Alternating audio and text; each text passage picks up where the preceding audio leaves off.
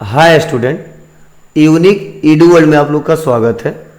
और आज की वीडियो में हम लोग जानने वाले हैं, सीखने वाले हैं, समझने वाले हैं कि एमएस पावर पॉइंट के जो स्लाइड ग्रुप दिए गए हैं उसमें कौन कौन से ऑप्शन दिए गए हैं, किन ऑप्शनों का क्या यूज है और कहाँ पे कैसे उसका प्रयोग करेंगे, वह इस वीडियो में हम लोग एक एक करके स्टेप बाय स्टेप सीखने वाले हैं, चर्चा करने वाले हैं और इसको समझने वाले हैं। तो चलिए इसको सीखते हैं, समझते हैं और जानते हैं। तो सबसे पहले विंडो प्लस आर दबाता हूं और पावर पॉइंट को ओपन करता हूं। और आज जो मैं सिखाऊंगा आपको, कल जो हमने पढ़ाया था वो पढ़ाया था कि रेडीमेड बना बनाया हमारा सेपेज है तो उसका यूज कैसे करेंगे। लेकिन आज मैं आपको बताने वाला हूं कि अगर ब्लैंक पे कोई काम करना हो, क्या अगर ब्लैंक प्रेजेंटेशन पे कोई काम करना हो तो कैसे करेंगे, इस पे कैसे हम लोग कोई भी प्रेजेंटेशन तैयार करेंगे, अपने हिसाब से कैसे फॉर्मेटिंग करेंगे, वह एक एक करके मैं आपको समझाने वाला हूं, बताने वाला हूं और सिखाने वाला हूं। तो चलिए इसको देखते हैं, समझते हैं। तो सबसे पहले मैं क्लिक करूंगा ब्लैंक प्रेजेंटेशन। कहां पे क्लिक करूंगा? Blank presentation. मैं ब्लैंक प्रेजेंटेशन पे क्लिक करूंगा और ब्लैंक प्रेजेंटेशन पे क्लिक करने के बाद से हमारे सामने कुछ ऐसा इंटरफेस आएगा। अब आपको करना क्या है, देखिए इस पे भी लिखा गया है क्लिक टू ऐड टाइटल और दूसरा लिखा गया है क्लिक टू ऐड सबटाइटल। कोई जरूरी नहीं कि सब में मिलेगा ही मिलेगा, अगर आप अपने हिसाब से लिखना तो मैंने बताया ही बताया है कि टेक्स्ट बॉक्स का यूज करेंगे। तो चलिए इसमें दिया है पहले से, तो मैं यहाँ पे क्लिक कर देता हूँ और क्लिक करने के बाद से मैं टाइप करता हूँ क्या, माइक्रोसॉफ्ट ऑफिस। और माइक्रोसॉफ्ट ऑफिस टाइप करने के बाद से मैंने क्या किया, इसको यहाँ से पकड़ा, ऐसे प्लस पॉइंट बनेगा और पकड़ने के बाद से इसको जहाँ पे ला के रखना वहाँ पे ला के रख दिया। और रखने के बाद से ये जो ये इतना बड़ा सा हमारा जो दिख रहा है इसको थोड़ा हम छोटा करेंगे और इसको और ला के एडजस्ट करेंगे। और देखिए जो अलाइनमेंट है ना वह टेक्स्ट बॉक्स के सेंटर में है, ध्यान दीजिएगा। ये जो अलाइनमेंट है ना वह टेक्स्ट बॉक्स के सेंटर में है। हम चाहेंगे तो लेफ्ट में भी कर सकते हैं, चाहेंगे तो सेंटर में भी कर सकते हैं और चाहेंगे तो राइट में भी कर सकते हैं। तो चलिए हमको लेफ्ट में करना है तो हमने लेफ्ट पे क्लिक कर दिया। अब लेफ्ट पे क्लिक करने के बाद से मैं सोच रहा हूं इसका भी ये जो शेप दिया गया है नॉर्मल दिखाई दे रहा है, इसका मैं फॉर्मेटिंग चेंज कर दूं। तो फॉर्मेटिंग चेंज करने के दो तरीके, या तो आप फॉर्मेट जाके चेंज करिए या इसी होम टैब में यहीं पे ऑप्शन दिया क्यू की स्टाइल, इसी होम टैब में यहीं पे ऑप्शन दिया क्यू की स्टाइल और क्यूकली वो स्टाइल हम चेंज कर सकते हैं जो हमें रखना है, जो हमें इस्तेमाल करना है। तो देखिए हमने ले लिया। जस्ट सेकेंड ऑप्शन पे आते हैं click to add to subtitle और यहाँ पे मुझे जो जो बताना है इसके बारे में बता सकते हैं। तो मैं इसमें पढ़ाऊंगा एमएस वर्ड, ठीक है, एमएस एक्सेल, उसके बाद से एमएस पावर पॉइंट, उसके बाद से एमएस एक्सेस, उसके बाद से एमएस आउटलुक, ठीक है, और भी बहुत सारे हैं। अब इन सबको सेलेक्ट कर लेंगे और इनका भी अलाइनमेंट सेंटर में, इसका भी अलाइनमेंट लेफ्ट कर देंगे। और लेफ्ट करते देखिए सबका इक्वल आ गया। थोड़ा सा इसको साइज हुआ, थोड़ा सा इसका बड़ा कर देंगे। साइज बड़ा करने के बाद इसको एडजस्ट करेंगे और एडजस्ट करने के बाद थोड़ा सा इसका लेंथ और बड़ा कर देंगे। और बड़ा करने के बाद से इसको मैं सेलेक्ट करता हूँ और मैं इसको भी सेलेक्ट करता हूँ और सेलेक्ट करने के बाद से मैं थोड़ा सा इसको और बड़ा कर देता हूँ और बड़ा करने के बाद से मैं फिर से इसको सेलेक्ट करता हूँ। सेलेक्ट करने के बाद से पैराग्राफ में आता हूँ और पैराग्राफ में आने के बाद से बुलेट पे आता हूँ। आप बुलेट में कोई बुलेट दे सकते हैं जो आपको पसंद आए, जो आपको दिखाना है, जो आपको इस्तेमाल करना है। तो मैंने यहाँ पे बुलेट दे दिया। अब देखिए मैंने लिखा माइक्रोसॉफ्ट ऑफिस और इसमें वर्ड, एक्सेल, पावर पॉइंट जो भी पढ़ाना है वो मैंने बता दिया। अब जस्ट यहाँ पे देखिए यहीं पे ऑप्शन दिया गया है स्लाइड। क्या दिया गया है? स्लाइड। मतलब ब्लैंक लेके हमने लिखना तो लिख ही दिया। अब ये स्लाइड में ना यहाँ पे बहुत सारे ऑप्शन दिखाई दे रहे हैं स्लाइड के। इस स्लाइड में ना बहुत सारे ऑप्शन दिखाई दे रहे हैं स्लाइड के। जैसे देखिए यहाँ पे दिया है टाइटल स्लाइड। मतलब टाइटल स्लाइड का मतलब बस केवल टाइटल आप लिखिए, उसके बारे में लिख दीजिए।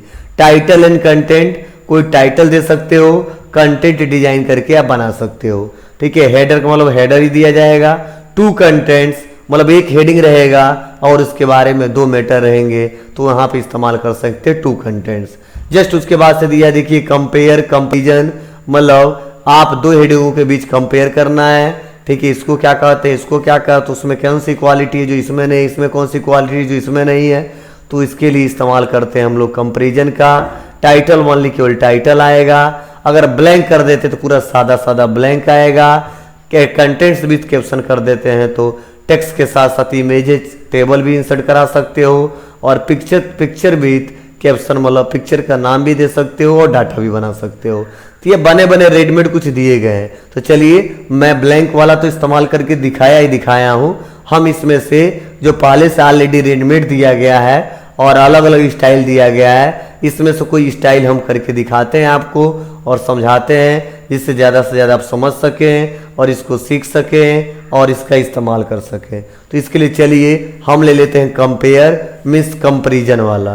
तो बस हम कंपेरिजन वाले पे क्लिक करूँगा, और मैं कंपेरिजन वाले पे क्लिक करने के बाद, ध्यान देना, मैं कंपेरिजन वाले पे क्लिक करने के बाद यहीं पे देखो दिख रहा है क्लिक टू एड टाइटल, और क्लिक टू एड टाइटल जो दिया इस मैंने क्लिक कर दिया और मैंने लिखा क्या, पार्ट्स ऑफ कंप्यूटर, ठीक है। यही मेरा मेन हेडिंग है। अब ये जो टेक्स्ट हमारा रहेगा वो सेंटर में रहेगा, तो इसको सेलेक्ट कर लेंगे और सेंटर कर देंगे। क्या, सेलेक्ट कर लेंगे और इसको सेंटर कर लेंगे। बोल्ड करना है बोल्ड कर लेंगे, और इसका थोड़ा सा लेंथ है इसे इसको बढ़ा देंगे। तो इस प्रकार आप आसानी तरीके से इसका यूज कर सकते हैं। जस्ट यहाँ पे आते हैं, अगला है क्लिक टू एड टेक्स्ट। अब क्लिक टू एड टेक्स्ट पे आने के बाद हमने टाइप कर दिया हार्डवेयर। अब देखिए बना दे दिया, हमको बनाना नहीं है यहाँ पे, ठीक है। बस यहाँ पे लिख दिया हमने सॉफ्टवेयर। क्या लिख दिया, यहाँ पे हमने कर दिया टाइप सॉफ्टवेयर। अब हार्डवेयर में मेन क्या क्या है उसको बताना चाहता हूँ, तो मैं बताना चाहता हूँ कीबोर्ड, उसके बाद से क्या है माउस, उसके बाद से क्या है सेंट्रल, ठीक है। सीपीयू लिख देते हैं सीधा सा। उसके बाद से यहाँ पे देखो सेंट्रल प्रोसेसिंग यूनिट आ गया।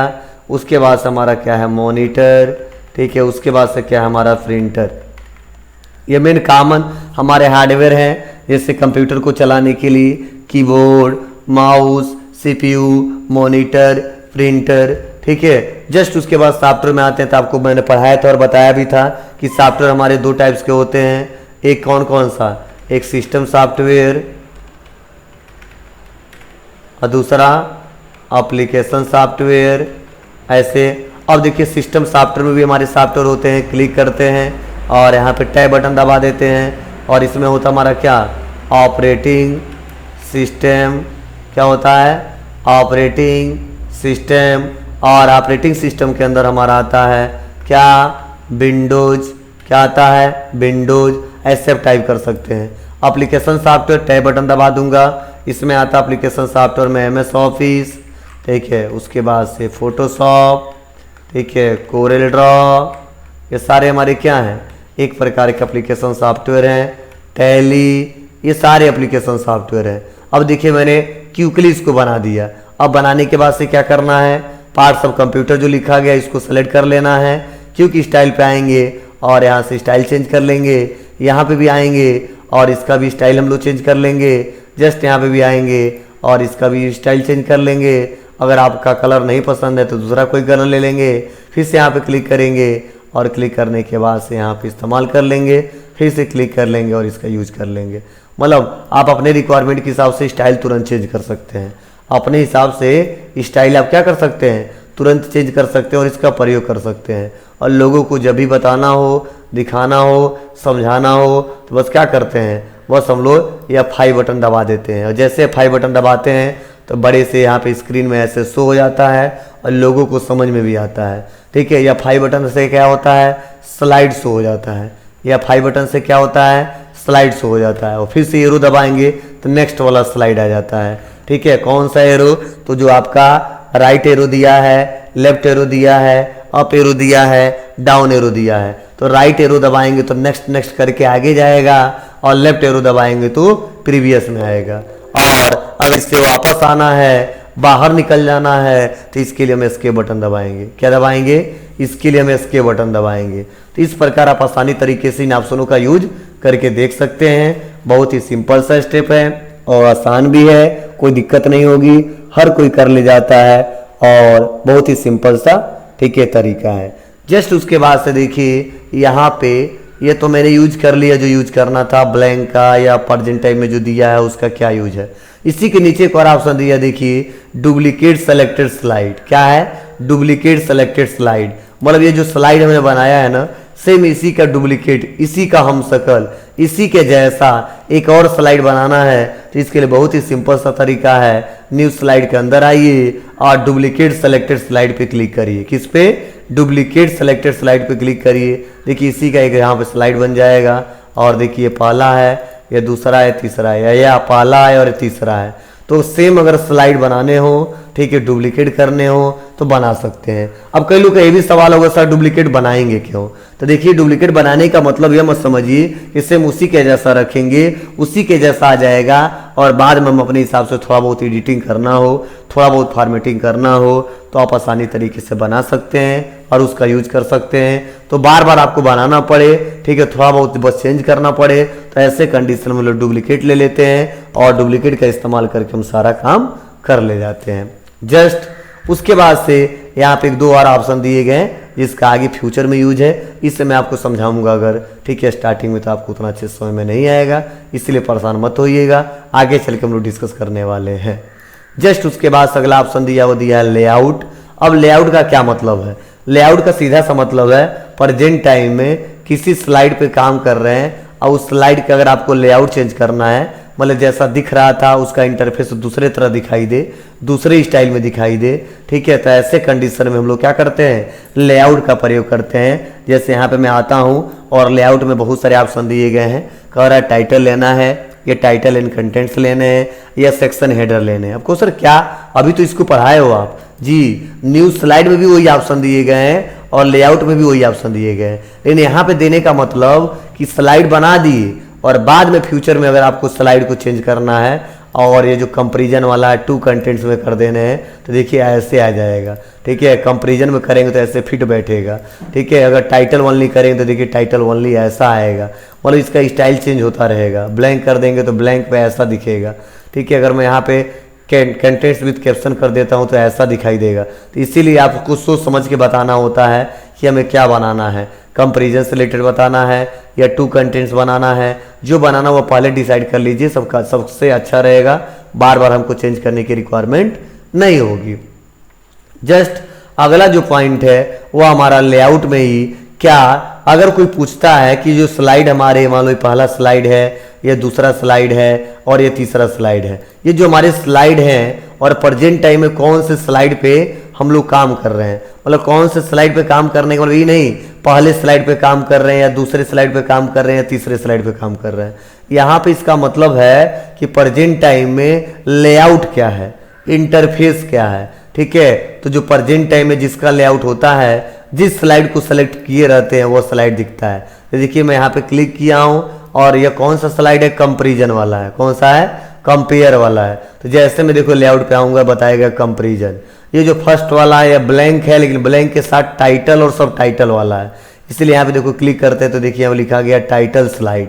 क्या दिया है? Title slide. मतलब बहुत सारे स्लाइड बने हुए हैं और किस स्लाइड पे कौन सा लेआउट लिए थे ठीक है, और कौन सा स्लाइड लिए थे, कंपैरिजन वाला लिए थे, सेक्शन हेडर वाला लिए थे, टू कंटेंट्स वाले लिए थे या नॉर्मल लिए थे, वह सारा जानकारी आप आसानी तरीके से इससे ले सकते हैं और बहुत ही सिंपल सा स्टेप है।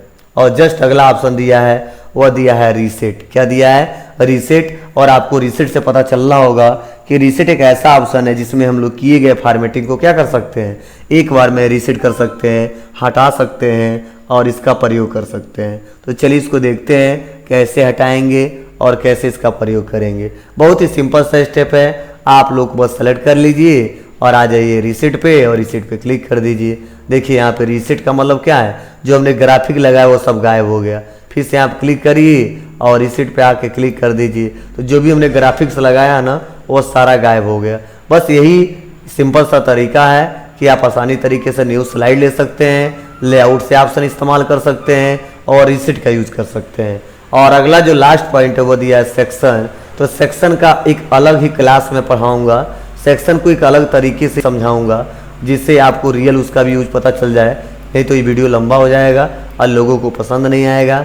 और लोग परेशान हो जाएंगे।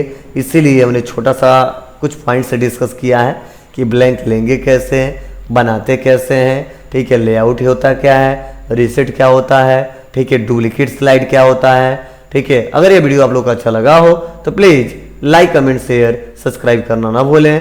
Thank you.